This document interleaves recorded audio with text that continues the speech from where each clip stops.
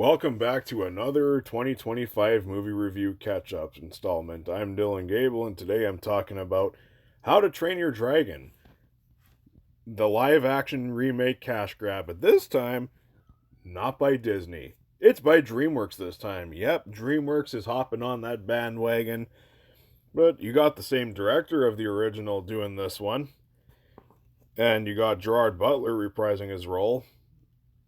And when I mean remake, I fucking mean remake. This is a shot-for-shot remake. There's like no changes made to this movie at all, except some added scenes to make this come off more like a extended cut of How to Train Your Dragon, but in live action form instead of full animation. So yeah, basically, if you've seen the original, you've seen this movie. It's the exact same.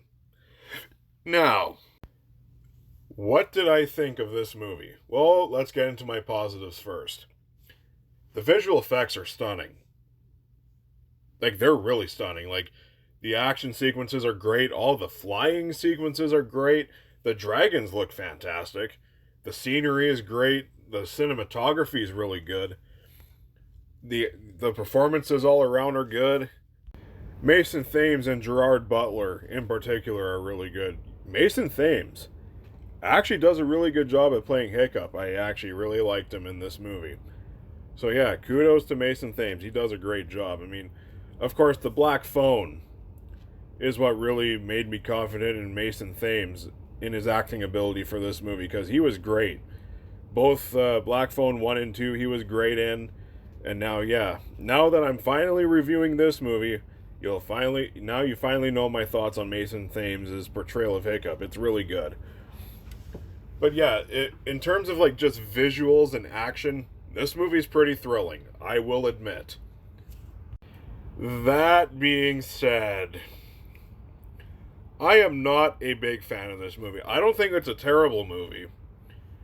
And as far as live action remakes go, this movie is above the vast majority of live action cash grabs that we have gotten in the past decade or so. But when it comes to storytelling, I found this movie to be extremely lazy. This movie doesn't do anywhere near enough to justify its existence. It's a shot for shot remake, and I fucking mean it. The shots are the same.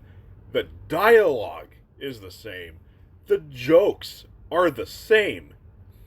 No changes whatsoever. So, really, what was the point of making this movie?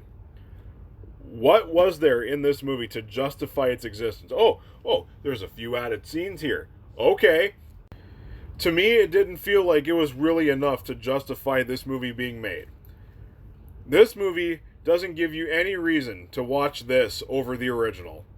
The original, which told the exact same story as this, was better paced because it gave you everything you needed to know for the story in only 98 minutes. This movie is 125 minutes.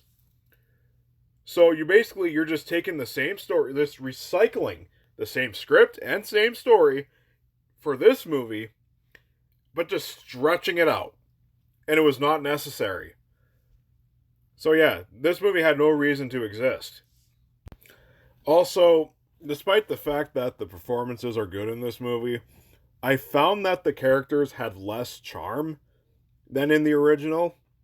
And I don't know if it was because the cast of the original film is a lot of comedic actors, so they worked better with the comedy. But I did find that the characters in this movie had a little bit less. They had less charm and they were less lively than the characters in the original. The actors did a great job, but I'm just pointing out that the characters are they're less charming and less lively than in the original. There's a bit less energy here. So in the end, while I do not hate this movie, it's far from the worst live action remake I've seen. I will say I am a bit disappointed that DreamWorks hopped onto that live action remake bandwagon, and I was also disappointed that this movie did not live up to that hype that this movie was really getting, like when it first premiered. Because, yeah, before this movie got its full release, oh, people were like, oh, this movie's amazing. This movie's fantastic. And then I remembered, they were saying that about The Lion King back in 2019 before it got its full wide release. And that movie was garbage. And I'm saying this movie's nowhere near as bad as that, but thinking back, the hype surrounding this movie really reminded me of the hype surrounding the quote unquote live action Lion King remake. But overall, yeah, it's got just as much going for it as it has going against it. The action and the visuals and the performances are all great in this movie, but the story just I've just found it so lazy because they didn't really change anything. This movie does not justify its existence, and that to me was very disappointing. I hope that when they eventually make this remake How to Train Your Dragon 2, that they finally like change a few things just to justify its existence. Otherwise, just stop trying. Seriously, just don't do it. Figure out, just make something new. DreamWorks, just make more of your original animated films. You've been doing great with that for the past little bit. Just keep on doing it. Don't fucking follow Disney's mistakes, and just rise above it, okay? That's all I ask. I am going to give How to Train Your Dragon 2025 a C+.